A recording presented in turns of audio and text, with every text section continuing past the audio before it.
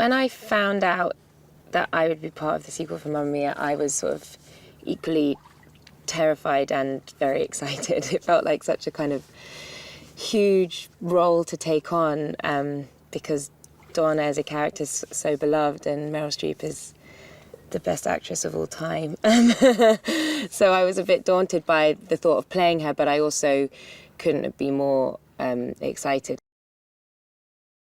You basically sort of get the real insight into her diary. You see her meet these three men, and you see this girl who, you see her journey that takes place for her to turn into the Donna that everyone knows and loves and saw in the film. So I think it gives it a kind of context and a backstory, and you sort of see her as this kind of flighty young girl that wants more and wants to see the world and isn't satisfied with kind of the norm and wants to just sort of break out and find something, or herself, or, you know, she's falling off the edge of the world. That's what she wants to do.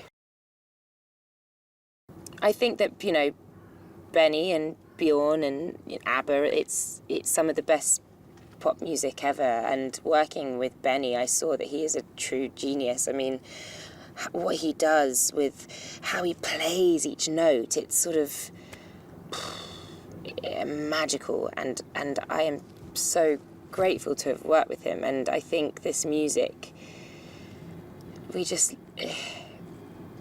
just great music. It's brilliant music, and you can dance to it and you can sing along, and it's so emotive. You know, the ballads really are, there's sort of a kind of emotion and sensuality and sadness to some of the ballads, but then the upbeat numbers, you can't, I challenge anyone to stay in their seat. You just have to get up and dance.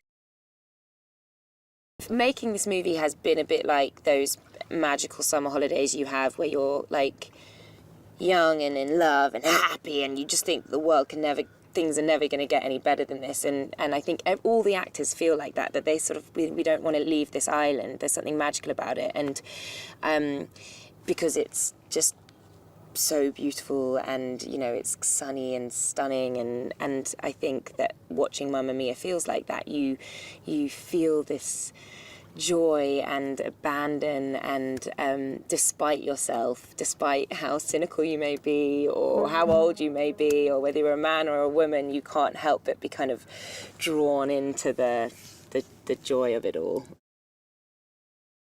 I think Mamma Mia, Here We Go Again is going to feel so brilliant because we know those characters now, so it's like greeting an old friend. You know, you've seen Mamma Mia, and now you're flung back into a world where you have those same characters again, and they don't disappoint.